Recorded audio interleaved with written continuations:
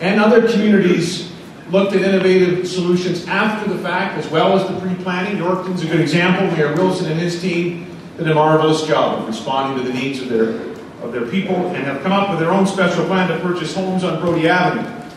This is a place that was hit hard by the flood. I was there with the mayor and the council, and I will never forget the sight of a single mom and 2 kids and a dog in a canoe coming up Brodie Avenue, coming up the street towards us where we were a little higher and it was dry. They were getting out of their home, which was basically ruined. The City of Yorkton has an idea that maybe those houses should be purchased and a storm retention pond should be built. We think that's a pretty good idea and want to be there for some support. And ladies and gentlemen, because of the disasters that we witnessed this spring, and because of your counsel to us, and your frontline input back to the government, we've made some long overdue improvements to the Provincial Disaster Assistance Program. In the days following the first flood in Maple Creek, Mayor Rudd pointed out to us that people couldn't wait 18 months for some help, financial help. They were out of their homes. And that used to be the case with the Provincial Disaster Assistance Program. 18 months it would take for people to get some help. Ladies and gentlemen, within 24 hours, the Public Safety Minister, Yogi Hugeberg, had boots on the ground, small boots if you know Yogi, boots on the ground with 150 checks for $3,000 to provide some immediate help for people, and we were able to replicate that in other places.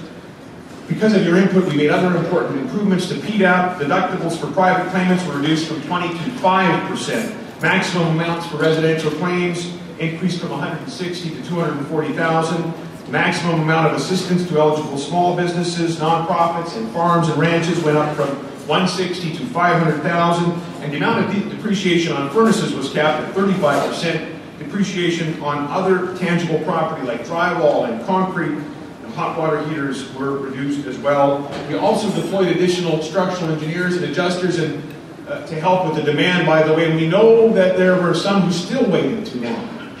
But to the extent that we were able to make significant improvements in the program and help people when they need them, yes, there was the government resources, but mostly it was your feedback and your input. And we're going to continue to work on that program to make sure it's responsive. As a result of some early work we've done estimating the current moisture levels in the province, you've probably heard us talk a little bit about some need for planning for this spring upcoming. We have about 200% of the normal snow accumulations across much of agricultural Saskatchewan and in your communities. That's why I'm announcing today a $20 million investment into the, check that, a $22 million investment into the, it's just that easy, you know.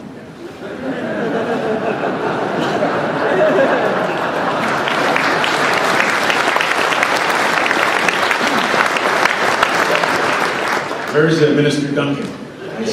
Dustin, I said 22. Investment into the Emergency Flood Assistance Program through the Saskatchewan Watershed Authority.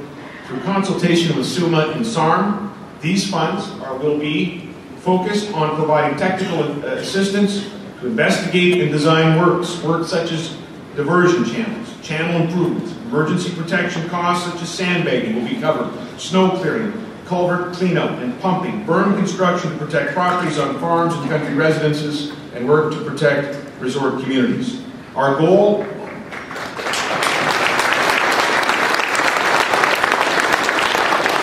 after seeing firsthand what happened across the province is to try to be proactive, to try to prepare for the devastation of a potentially quick melt, though obviously we hope that something else happens. SUMA. While we focus on these immediate challenges, let us also resolve to continue to press on, to move forward, to build the new Saskatchewan. As for our government, our continued focus, our unrelenting focus will be about growth. Our growth agenda that we implemented is not subject to change. Its components will remain unchanged. That growth agenda is built on competitive taxes. We've made some progress on income tax and some progress on property tax.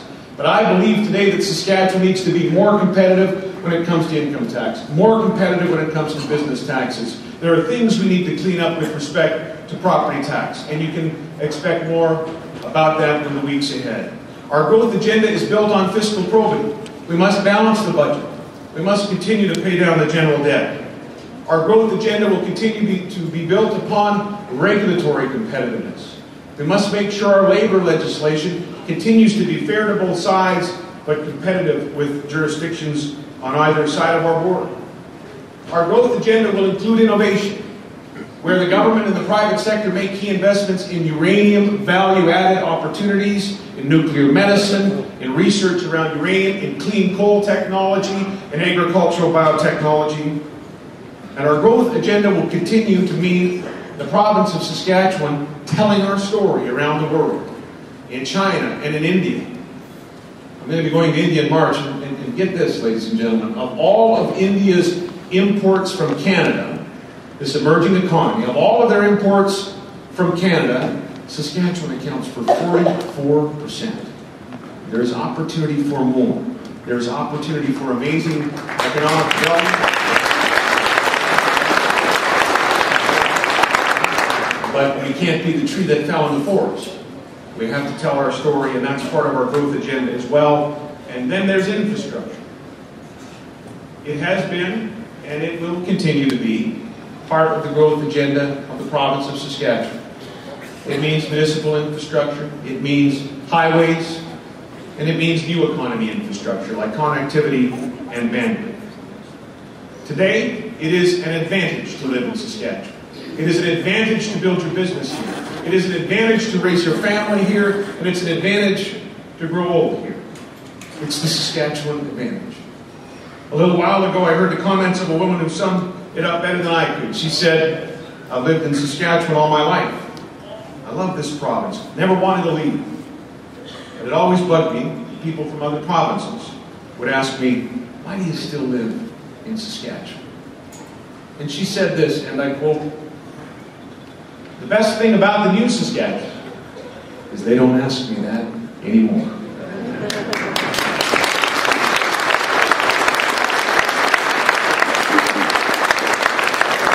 The rest of the world is starting to know about the Saskatchewan advantage, about this growing, prosperous province that has finally taken its rightful place in the country, finally taken its place among the strongest provinces in the nation.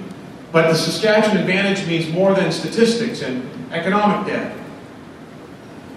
It means things that are beyond our ability to measure, but are every bit as real, and are more important to the life we enjoy.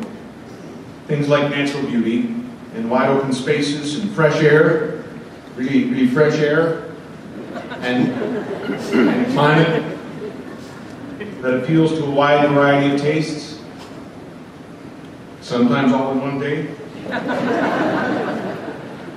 Things like quality of life and a sense of community. Communities where you still look people in the eye and say hello no matter how big they are or small they are. Things like common sense and family values. Values that say we've got something special in the province and it's okay to believe it. Things like treasuring our history while we're seeking chances to make a little history of our own. Things like celebrating our cultural variety and diversity while applauding our unity. But even more than all of that, the thing that is Saskatchewan's real advantage is her people, those whom we work for.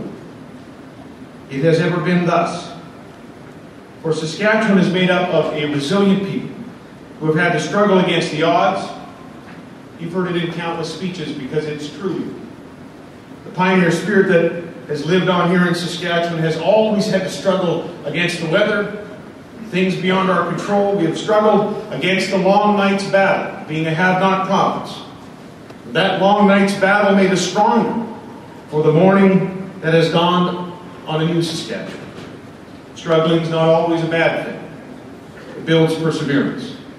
Perseverance builds character. And there is no doubt at all about the character of Saskatchewan and of her people. Character that says, let's do the unexpected. Let's pioneer healthcare.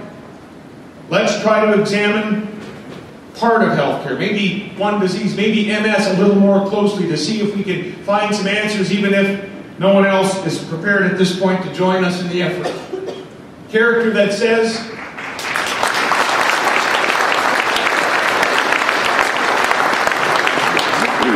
character that says, let's stake out a position with respect to one of our important natural resources. Let's stake out a position that maybe the rest of the world thinks is never going to prevail. But let's stake it out, let's make the case, and just maybe, it will prevail and be an example for an entire country, and maybe beyond our borders. Or, one might add, we have a character that says, I don't know if wearing a watermelon on my head is going to help, but I'm going to give it a try. Some say that's character, other people call that other things.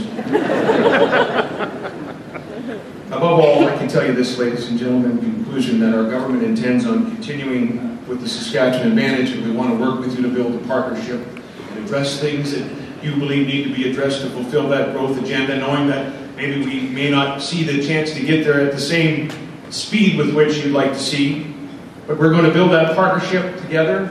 We will continue to pursue our growth agenda, and ladies and gentlemen, make no mistake, we don't pursue it for all of the forecasts, from all of the conference boards, from all of the chartered banks. We don't pursue it for pie charts and bar graphs and GDP numbers.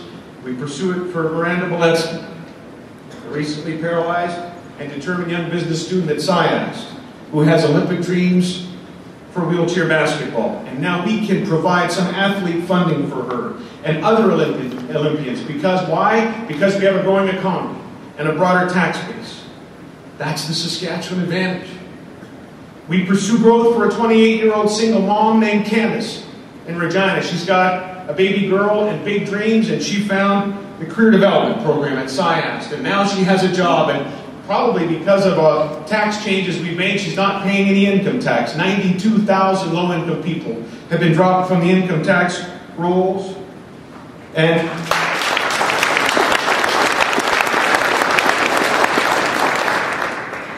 she'll know what to do with the money for her and her baby better than any government. That's the Saskatchewan Advantage. We pursue growth for Kamnishus Deb, who in 2008 came to a thriving Saskatchewan from Bangladesh with 20 bucks in his pocket and a dream for a future. He worked 2 jobs because there was a labor shortage. In 1 year, he was a restaurant owner. I think he now has 2. My understanding is Mr. Deb brought his wife to Waldheim from Bangladesh this past summer, and about 100 of his new friends or more in Waldheim threw him a wedding reception when he got back. That's the Saskatchewan Advantage. That's why we will continue to pursue growth. Dale Eisler's book was called, by the way, False Expectations. He was half right. We have always had expectations of this province, blessed as it is, providentially endowed as it is. We have them still. At the core of those uniquely Saskatchewan expectations is the understanding that no matter where we are on this journey, no matter how far we have come, our best, no matter who the government is, our best days will always be ahead of us. It's like trying to reach that endless horizon as you drive across the Saskatchewan prairie. You never quite get there, do you? Our province and its people have come so far. They have achieved so much. Yet we are not done. We are not done growing. We are not done facilitating that growth. We are not done reaching out to those who are vulnerable with the benefits of that growth. So you see, it's really not a question of whether Saskatchewan is next year country or this year country. We're both. And perhaps more than anything, that's the Saskatchewan Advantage. We still have expectations, but they are not false, my friends. Indeed, they have been borne out to be fulfilled expectations, and they are real. They are as real as the northern lights or a southern prairie sunset. They are as real as our natural resources, and as real as our greatest resource of all, the people of Saskatchewan. May we each of us resolve to serve them in a way they deserve to be served over the coming year as we continue on this journey in our province. And may God bless us as we do. Thanks very much.